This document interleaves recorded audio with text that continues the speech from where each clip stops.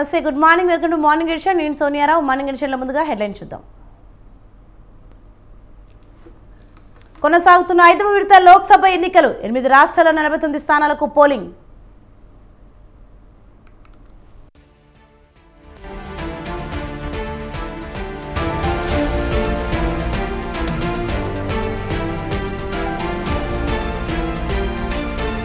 ఇవాళ తెలంగాణ కేబినెట్ భేటీ, పలు కీలక అంశాలపై చర్చ.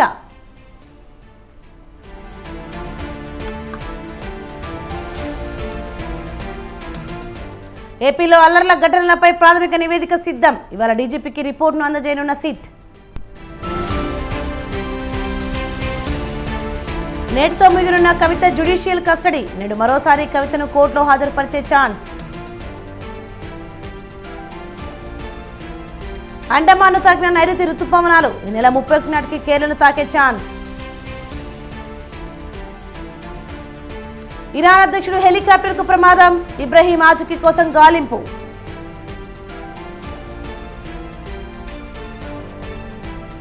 ఉప్పల్లో అదరగొట్టిన హైదరాబాద్. పంజాబ్ కింగ్స్ పై సన్ రైజర్స్ ఘన విజయం.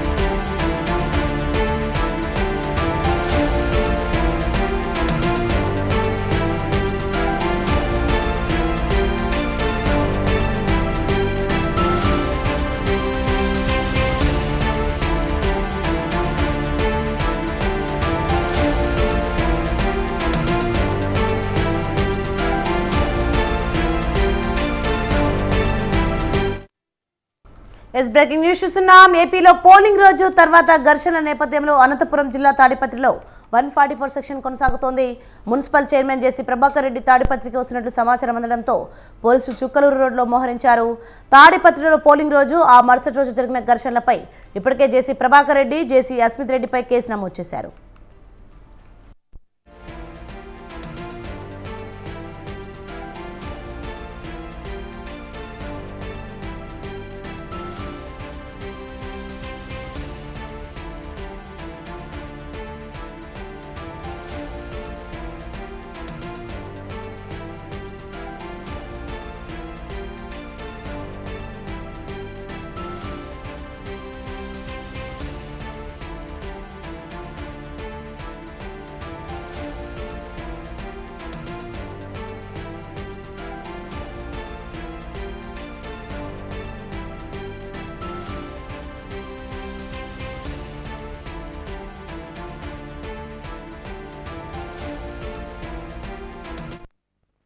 బ్రేకింగ్ న్యూస్ చూస్తున్నాం. మనం ఏపీలో పోలింగ్ రోజు తర్వాత ఘర్షణ నేపథ్యంలో అనంతపురం జిల్లా తాడిపత్రిలో 144 సెక్షన్ కొనసాగుతోంది. మున్సిపల్ చైర్మన్ జేసీ ప్రభాకర్ రెడ్డి తాడిపత్రికి వస్తున్నట్లు సమాచారం అందడంతో పోలీసులు చుక్కలూరు రోడ్లో మోహరించారు. తాడిపత్రిలో పోలింగ్ రోజు ఆ మరుసటి రోజు జరిగిన ఘర్షణలపై ఇప్పటికే జేసీ ప్రభాకర్ రెడ్డి, జేసీ అస్మిత్ రెడ్డిపై కేసు నమోదు చేశారు. రైతుకి ఇదే అంశానికి సంబంధించి మరింత సమాచారం మా ప్రతినిధి జీవన్ ఫోన్లలో అందిస్తారు. జీవన్. Thank you Soni. అనంతపురం జిల్లా తాడిపత్రి నియోజకవర్గంలో పోలింగ్ రోజు ఆ తర్వాత రోజు జరిగినటువంటి హింసాత్మక ఘటనలకు ప్రధాన భూమిక పోషించినటువంటి మాజీ ఎమ్మెల్యే వైఎస్ఆర్సీపీ ఎమ్మెల్యే కేతిరెడ్డి పెద్దారెడ్డిని, తర్వాత మాజీ ఎమ్మెల్యే తాడిపత్రి మున్సిపల్ చైర్మన్ జేసీ ప్రభాకర్ రెడ్డిని ఇద్దరు కూడా వేర్వేరు పోలీసు భద్రతా చర్యల్లో భాగంగా వేర్వేరు ప్రాంతాలకు తరలించినటువంటి నేపథ్యంలో అల్లర్లను అదుపు చేయడంలో భాగంగా పోలింగ్ రోజు ఏదైతే పోలింగ్ తర్వాత రోజు జరిగినటువంటి పెద్ద ఎత్తున అల్లర్లు ఏదైతే జరిగిందో ఆ రోజు పోలీసులు అల్లర్లను అదుపు చేయడంలో భాగంగా టియర్ గ్యాస్ ప్రయోగించడం కూడా జరిగింది. ఈ నేపథ్యంలోనే టియర్ గ్యాస్ ప్రభావానికి లోనైనటువంటి జేసీ ప్రభాకర్ రెడ్డి హైదరాబాద్ లోని కాంచన హాస్పిటల్లో తీవ్ర అనారోగ్యానికి గురైనటువంటి నేపథ్యంలో కాంచన హాస్పిటల్లో చికిత్స పొందుతున్న ఆ తర్వాత ప్రైవేట్ హాస్పిటల్లో చికిత్స పొంది పూర్తిగా కోలుకున్నటువంటి పరిస్థితి ఉంది.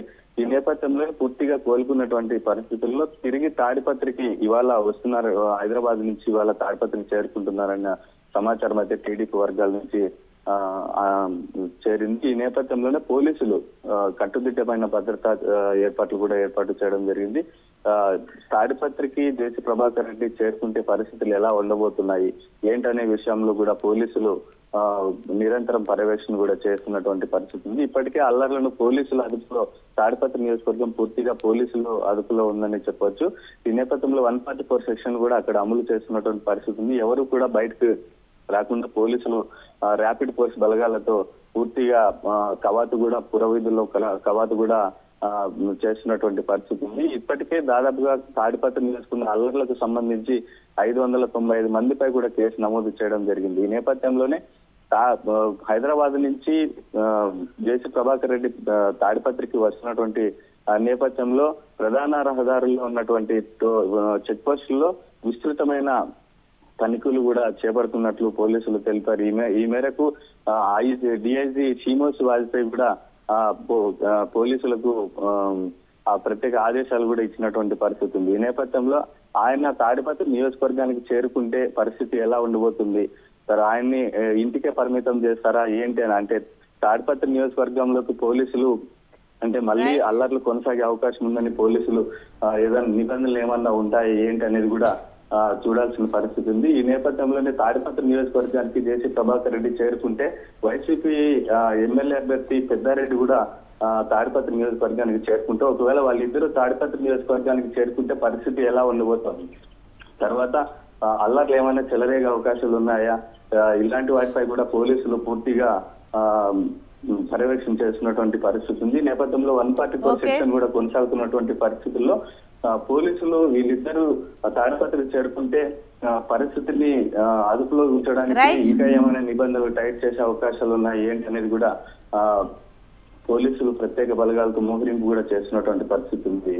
Sonia, thanks for the information Jeevan.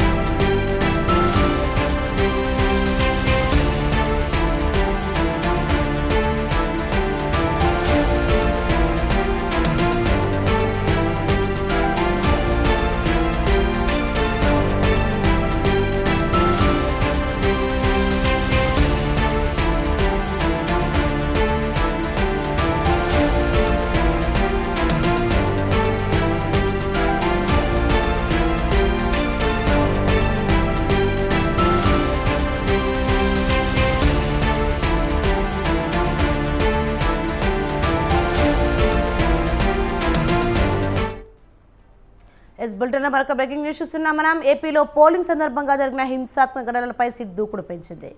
ఘటనల వెనుక ఉన్నదెవరన్న దానిపై ఆరా తీసిన అధికారులు ప్రాథమిక నివేదికను రెడీ చేసింది. ఈ రిపోర్ట్ని ఇవాళ డీజీ హరీష్ కుమార్ గుప్తాకు సిట్ చీఫ్ అవినీత్ బ్రిజ్లాల్ సమర్పించనున్నారు. అనంతరం ఈ నివేదికను సిఈసికి చేర్చనున్నారు.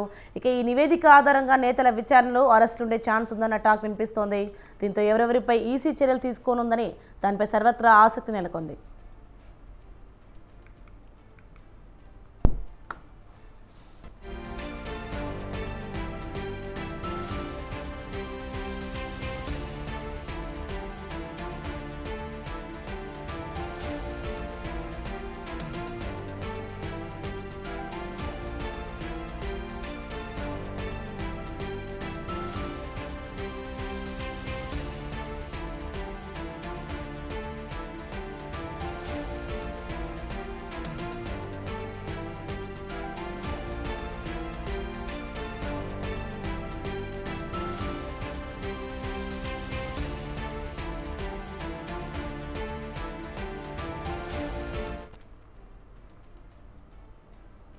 ఇక ఏపీలో పోలింగ్ సందర్భంగా రాష్ట్రం రణరంగంగా మారింది.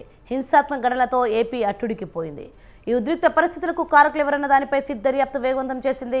SIT team chief IG Vineet Brijlal నేతృత్వంలోని 13 మంది సభ్యుల బృందం అల్లర్లు జరిగిన అనంతపురం, తిరుపతి, పల్నాడు జిల్లాలో పర్యటించింది. వీడియో ఫుటేజ్ అక్కడి స్థానికుల ద్వారా ఆరా తీసింది. ఇక తాడిపత్రిలో జరిగిన ఘటనపై ఇప్పటి వరకు 575 మందిపై పోలీసులు కేసులు నమోదు చేశారు. వీరిలో మున్సిపల్ చైర్మన్ జేసీ ప్రభాకర్ రెడ్డితో పాటు తాడిపత్రి ఎమ్మెల్యే పెద్దారెడ్డిపై కూడా కేసులు నమోదు చేసినట్టు తెలుస్తోంది. అలాగే తిరుపతిలోని పద్మావతి యూనివర్సిటీని సైతం సిట్ సభ్యులు పరిశీలించారు.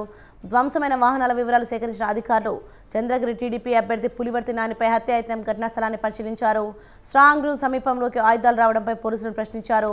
రామరెడ్డి, కూచివారిపల్లెలోనూ పర్యటించిన సిట్ బృందం రాళ్ల దాడి జరిగిన టీడీపీ, వైసీపీకి సంబంధించిన నేతల ఇళ్లను పరిశీలించిన వివరాలు సేకరించారు.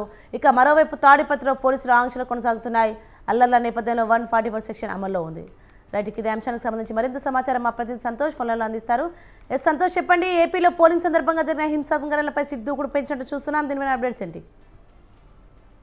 ఏపీలో ఏదైతే మే 13వ తేదీన జరిగినటువంటి ఎన్నికల పోలింగ్ అనంతరం కూడా ఏదైతే హింసాత్మక ఘటనలు చోటు చేసుకున్నాయో ఈ నేపథ్యంలో సిఈసి సీరియస్ అవడంతో ఇక సిట్ బృందం అనేది కూడా ఏర్పడడం జరిగింది. ఈ యొక్క సిట్ సారథి వినీత్ బ్రిజ్లాల్ ఆధ్వర్యంలో 13 మంది సభ్యులతో ఉన్నటువంటి ఈ యొక్క సిట్ బృందం అనేది కూడా ఇక రాష్ట్రంలో క్షేత్రస్థాయిలో పర్యటించడం కూడా జరుగుతూ ఉంది. ఈ నేపథ్యంలో ఏదైతే హింసాత్మక ఘటనలు చోటు చేసుకున్నాయో ఆ యొక్క ప్రాంతాల్లో అయితే కనుక క్షేత్రస్థాయిలోకి వెళ్లి కేసులు నమోదు చేసినటువంటి సెక్షన్లపై అయితే కనుక పూర్తి స్థాయిలో ఆరా తీయడం కూడా జరుగుతూ ఉంది. ఈ యొక్క సెక్షన్లు సరిపోతాయా లేదంటే కనుక ఇంకా ఎక్కువగా సెక్షన్లు నమోదు చేసే అవకాశాలు ఉన్నాయన్న దానిపై అయితే కనుక డీజీపీతో సైతం కూడా సమీక్ష నిర్వహించడం కూడా జరిగింది. అయితే ముఖ్యంగా చూసుకున్నట్లయితే కనుక ఇక అనంతపురము, తిరుపతి, తాడిపత్రి, అదేవిధంగా ఇటు పల్నాడు జిల్లాలో ఉన్నటువంటి కొన్ని ప్రాంతాల్లో ఏదైతే హింసాత్మక ఘటనలు చోటు చేసుకున్నాయో ఆ యొక్క ప్రాంతాల్లో అయితే కనుక క్షేత్రస్థాయిలోకి వెళ్ళడం జరిగింది. అయితే ఏదైతే అక్కడ ఈవీఎంలు మిషన్ సైతం కూడా ధ్వంసం చేయడంతో పాటు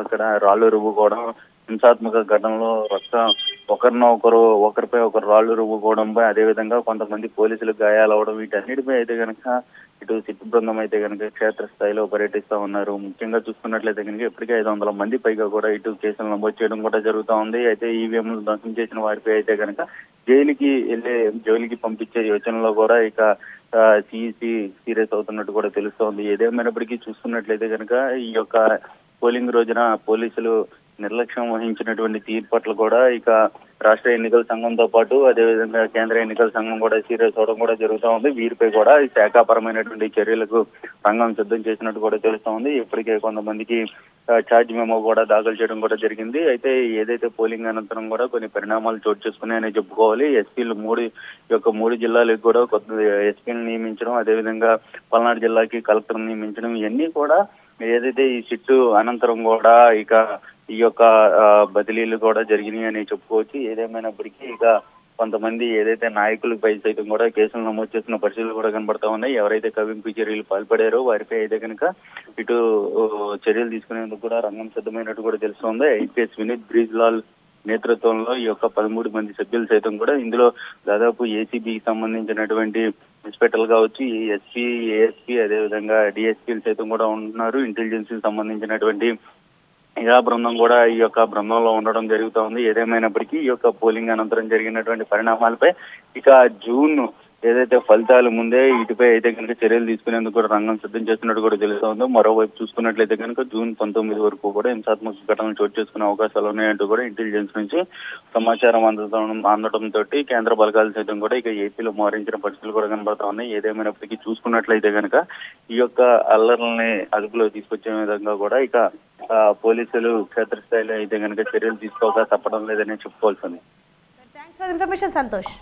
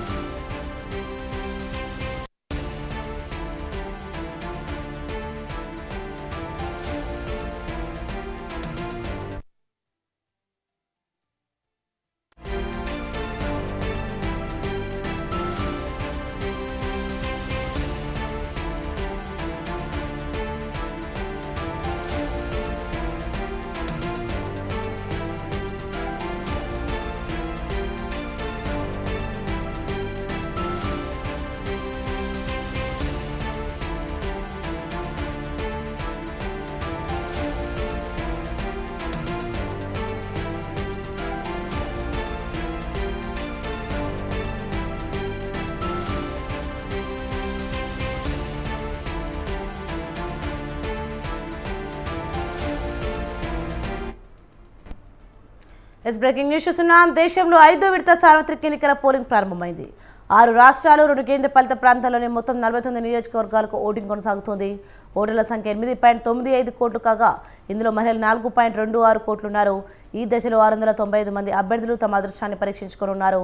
ఈ జాబితాలో రాజ్నాథ్ సింగ్, పీయూష్ గోయల్, స్మృతి ఇరానీ తదితర కేంద్ర మంత్రులతో పాటు కాంగ్రెస్ అగ్రనేత రాహుల్ గాంధీ, నేషనల్ కాన్ఫరెన్స్ ఉపాధ్యక్షుడు ఒమర్ అబ్దుల్లా వంటి ప్రముఖులు ఉన్నారు.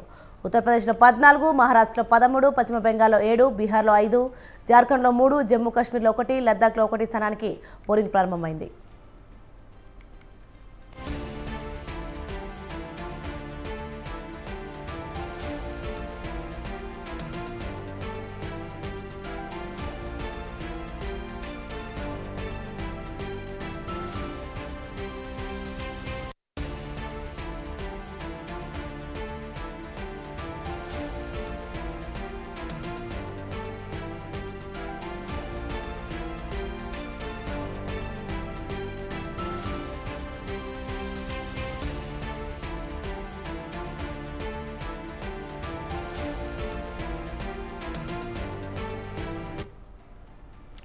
ఈ 49 స్థానాల్లో ఎన్డీఏ ఇండియా కూటమికి మధ్య పోటీ హోరాహోరీగా సాగుతుండటంతో 5వ దశ బీజేపీకి కీలకంగా మారింది.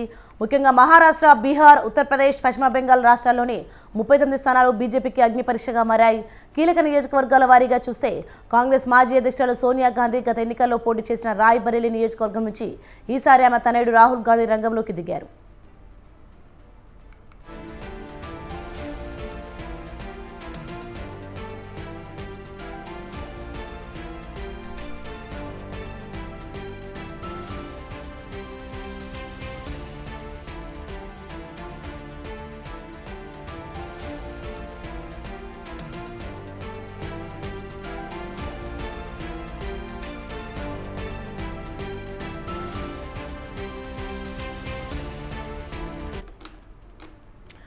ఉత్తరప్రదేశ్లోని రాయ్ బరేలీ, అమేఠీ స్థానాలపై సర్వత్రా ఆసక్తి నెలకొంది. ఈ రెండు కాంగ్రెస్కు కంచుకోటలు లాంటి సీట్లు. అయితే 5 ఏళ్ల కిందట అమేఠీలో రాహుల్ గాంధీపై స్మృతి ఇరానీ విజయం సాధించిన సంచలనం సృష్టించారు. ప్రస్తుతం రాహుల్ రాయ్ బరేలీలో పోటీ చేస్తున్నారు. అమేఠీలో స్మృతి ఇరానీపై గాంధీ కుటుంబం సన్నిహితుడు కిషోరీలాల్ శర్మను కాంగ్రెస్ బరిలో దించింది. లక్నోలో హ్యాట్రిక్ పై రాజ్నాథ్ సింగ్ గురిపెట్టారు.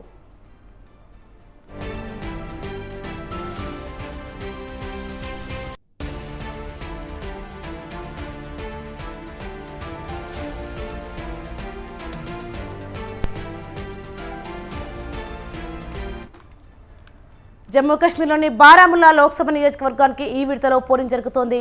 అక్కడ 17.37 లక్షల ఓటర్లు ఉన్నారు. అందులో 500 మందికి పైగా శతాధిక వయస్కులు కావడం గమనార్హం. బారాముల్లాలో మొత్తం 22 మంది అభ్యర్థులు తమ అదృష్టాన్ని పరీక్షించుకుంటున్నారు. వారిలో 14 మంది స్వతంత్రులు. ఇక్కడ మాజీ సీఎం, నేషనల్ కాన్ఫరెన్స్ ఉపాధ్యక్షుడు ఒమర్ అబ్దుల్లాకు మాజీ మంత్రి సజ్జాద్ లోన్ నుంచి గట్టి సవాల్ ఎదురవుతోంది.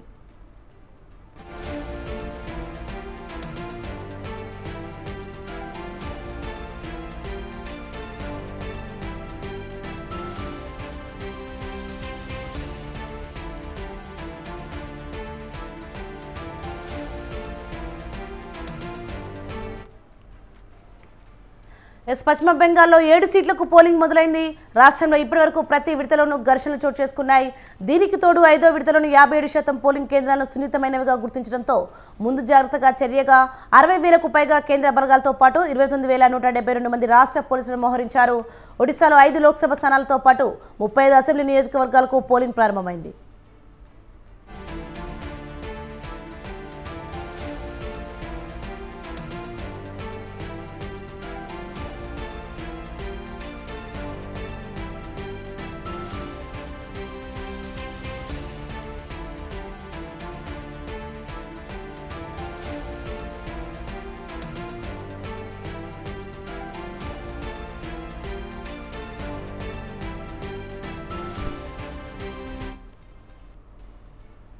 ఇవాళ తెలంగాణ కేబినెట్ భేటీ కానుంది. మధ్యాహ్నం 3 గంటలకు సీఎం రేవంత్ రెడ్డి అధ్యక్షతన ఈ సమావేశం జరగనుంది. ఈ మేరకు సీఎం శాంతికుమారి ప్రకటన విడుదల చేశారు. తెలంగాణ కేబినెట్ భేటీకి ఈసీ అనుమతి ఇవ్వడంతో మధ్యాహ్నం రాష్ట్ర మంత్రివర్గ సమావేశం కానుంది. శనివారమే మంత్రివర్గం భేటీ అవ్వాల్సింది. అయితే ఎన్నికల కోడ్ కారణంగా మంత్రివర్గ సమావేశానికి ఈసీ అనుమతి ఇవ్వకపోవడంతో వాయిదా పడింది.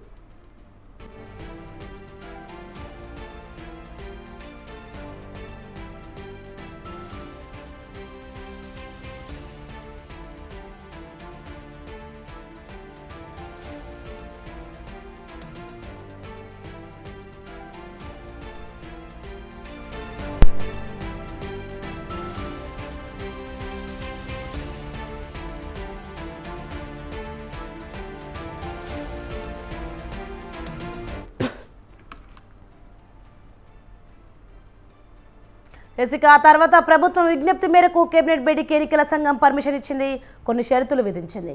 ఎన్నికల ఫలితాలు విడుదలయ్యే జూన్ 4వ తేదీలోపు చేయాల్సిన అత్యవసర విషయాలను మాత్రమే చర్చించాలంది. ఉమ్మడి రాజధాని, రైతు రుణమాఫీ వంటి అంశాలపై చర్చించొద్దని తెలిపింది.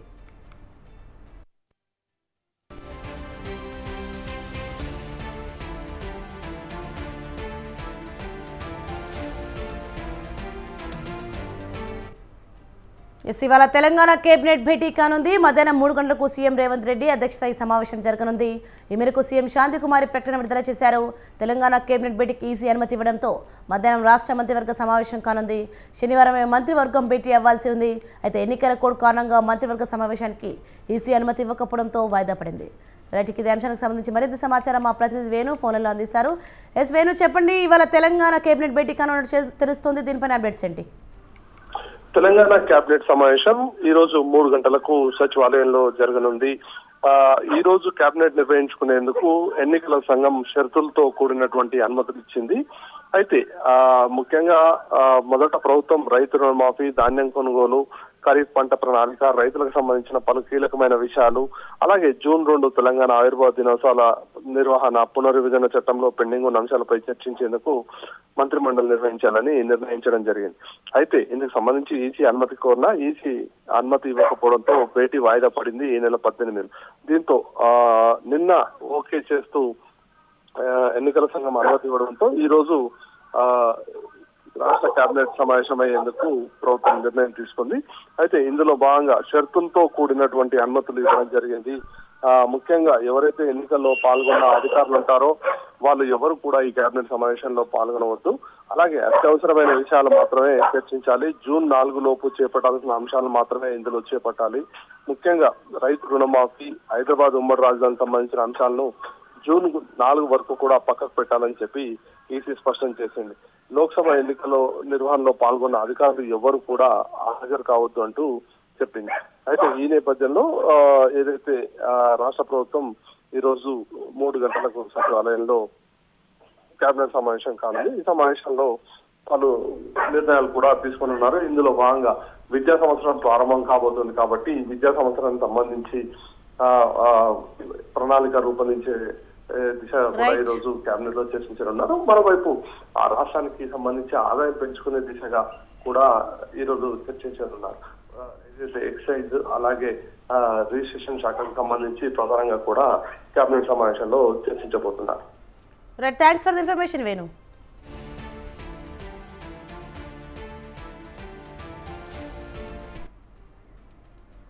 భూ వివాదానికి సంబంధించి హాట్ కామెంట్స్ చేశారు మాజీ మంత్రి మల్లారెడ్డి. తన డాక్యుమెంట్స్ ఫేక్ అని నిరూపిస్తే రాజీనామాకి సిద్ధమన్న ఆయన నువ్వు కూడా సిద్ధమా అంటూ విప్ లక్ష్మణ్కి సవాల్ విసిరారు. వాళ్ళవన్నీ ఫోర్జరీ డాక్యుమెంట్స్ అని మల్లారెడ్డి ఆరోపించారు. సర్వే ఇప్పుడే పూర్తయింది కదా, రిపోర్ట్ వచ్చే వరకు అందరూ వేచి చూడాలన్నారు. భూ వివాదంపై సీఎం, రెవెన్యూ మంత్రి కలెక్టర్ను కలుస్తున్నట్టు చెప్పారు. తన దగ్గరున్న ఒరిజినల్ డాక్యుమెంట్స్ వారికి చూపిస్తాను అని వెల్లడించారు. 14 ఏళ్లకు ముందు ఈ భూములు కొన్నామని రికార్డులో అన్ని స్పష్టంగా ఉన్నాయని మల్లారెడ్డి వివరించారు. శ్రీనివాసరెడ్డి అనే వ్యక్తికి ఫోర్జరీ డాక్యుమెంట్స్ చేసి అమ్మారంటూ మల్లారెడ్డి ఆరోపించారు. ఇవాళ సీఎం దగ్గరకు అలాగే కలెక్టర్ దగ్గరకు వెళ్లి ఫిర్యాదు చేస్తామని చెప్పారు. 4000 గజాలు ఫోర్జరీ చేసి 9 మంది రిజిస్టర్ చేసుకున్నట్లుగా డాక్యుమెంట్స్ సృష్టించారంటూ ఆరోపించారు. తన భూమిని ఫోర్జరీ చేసి డాక్యుమెంట్స్ తయారు చేసినట్లు మల్లారెడ్డి ఆరోపిస్తున్నారు. ఆ డాక్యుమెంట్లు అన్ని పోలీసులకు చూపించామని చెప్తున్నారు. కాస్త ఓపిక పడితే అన్ని తేలుతాయని మల్లారెడ్డి అంటున్నారు.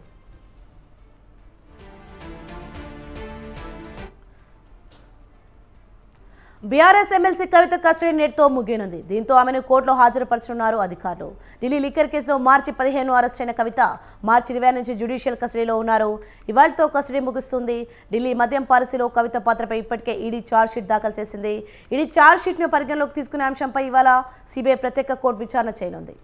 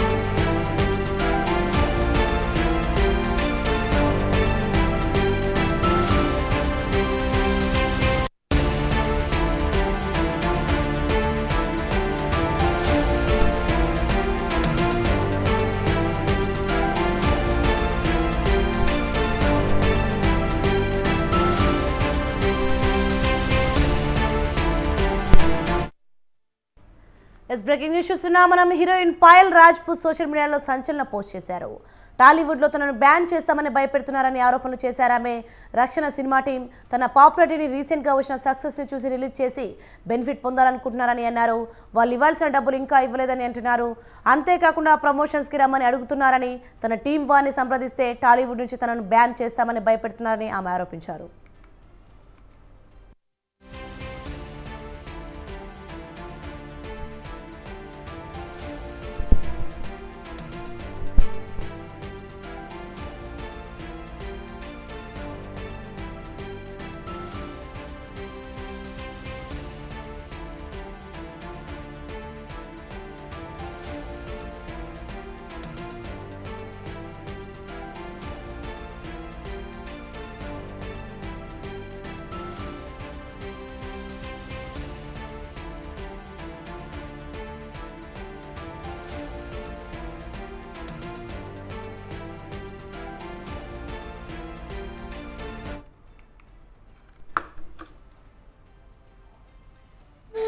It's a KV Bulletin updates. For more updates, keep watching Sadhana News.